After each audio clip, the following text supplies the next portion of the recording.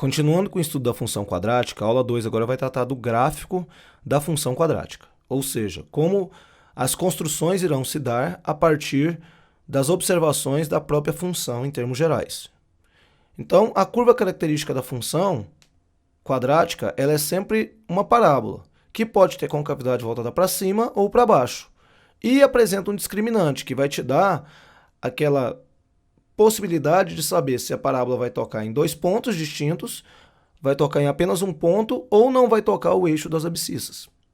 Então, a primeira observação que a gente faz é justamente para quando o A é positivo e nós temos um delta que é maior do que zero, ou seja, ele possibilita que o eixo x intercepte a parábola em dois pontos distintos, ou seja, aqui nós teremos o x1 e aqui nós teremos o x2. Então, nesse caso, o delta é maior que zero, ou seja, a função quadrática possui duas raízes reais e distintas, com o x1 diferente do x2. Então, ela vai tocar em dois pontos. Mas nós também temos a possibilidade de encontrar uma parábola onde você tem apenas um ponto de intersecção com o eixo das abscissas, ou seja, o x1 vai ser igual ao x2. Nesse caso, o nosso delta vai ser igual a zero, e a função quadrática possui duas raízes reais e iguais, ou seja, o x1 é igual ao x2. Então, apenas um toque dessa parábola sobre o eixo das abscissas. E também temos a possibilidade aí, com A ainda positivo, de que essa parábola não intercepte o eixo das abscissas. Nesse caso, se não há intersecção entre o eixo das abscissas e a nossa parábola, nós vamos dizer que o delta ele é negativo, e se o delta é negativo, a função não possui raiz real. Portanto, a parábola não irá tocar o eixo das abscissas. Agora, quanto maior for o valor do A, mais rápido a função vai crescer. E, consequentemente, mais fechada será a parábola em questão. Então, se a gente observar a questão de como é o comportamento do A, esse seria um A1. Aqui nós teríamos um A que seria o valor intermediário, ou seja, um valor de A que é menor do que o valor do A1. E se você olhar o A2, nós podemos observar aí que o A2 ele tem uma abertura ainda maior, ou seja, o crescimento dessa parábola é um pouco mais lento. Então, nós podemos dizer que, nessa sequência, como eu disse que quanto maior for o valor do A, mais rápido a função vai crescer, então eu posso dizer que o meu A1, ele é maior do que o meu A, que vai ser maior do que o meu A2. Então, se nós observarmos aqui, quanto maior for o valor de A, mais rápido a função cresce. Consequentemente, mais fechada será a parábola em questão. Agora vamos observar como é o procedimento para quando o A é negativo. Se o A é negativo, nós iremos estabelecer uma parábola com concavidade voltada para baixo. Então, nós teremos essa situação, que no caso, de novo, eu tenho a intersecção com o eixo das abscissas em dois pontos distintos. Nesse caso, a gente já sabe que o nosso delta será maior do que zero, porque eu tenho duas raízes reais e distintas, mas o A é negativo porque a concavidade é voltada para baixo.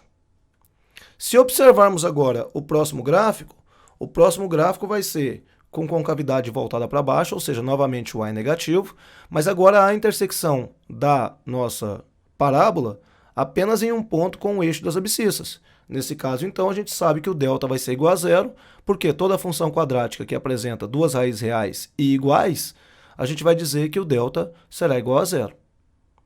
E temos aí uma terceira possibilidade, que é quando a parábola não toca o eixo das abscissas, e agora com concavidade voltada para baixo. Então, agora, a função não possui raiz real, portanto, a parábola não toca o eixo das abscissas. Em resumo, o que a gente tem é o seguinte: quando o A é positivo, a gente tem a situação em que nós podemos ter três possibilidades, todas com concavidade voltada para cima. Então, o A sendo maior que zero, a parábola tem concavidade voltada para cima. E aí a gente volta naquela ideia, né, que sempre que a concavidade é voltada para cima e o A é positivo, então a gente tem o vértice estando no ponto mais baixo da nossa parábola. Então, nós teremos um ponto de mínimo, que vai ser o x do vértice e o y do vértice. No primeiro caso, o delta é maior que zero. No segundo caso, o delta é igual a zero. E no terceiro caso, o delta é menor do que zero. Agora, Quando A é menor do que zero, a parábola vai apresentar concavidade voltada para baixo. E nesse caso, o vértice fica sendo o ponto mais alto da parábola.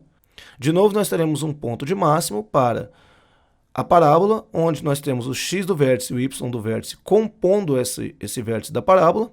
E aí vai depender única e exclusivamente de quantos toques essa parábola vai ter com o eixo das abscissas. Então, no primeiro caso, o delta é maior que zero. No segundo caso, o delta é igual a zero. E no terceiro caso, o delta vai ser menor do que zero.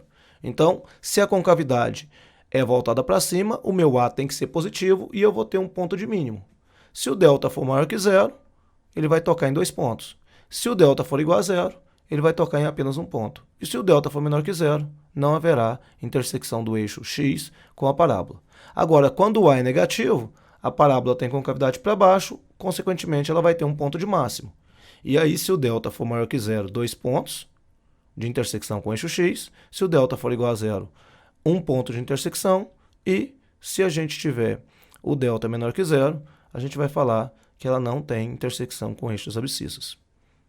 No mais, gostaria de agradecer a atenção de todos e dizer que vocês têm que continuar estudando bastante, fazendo exercícios para poder ter êxito aí no seu vestibular. A Prova Rápido está trabalhando aqui para que você possa ter a melhor qualidade de ensino no estudo de matemática. Até a próxima.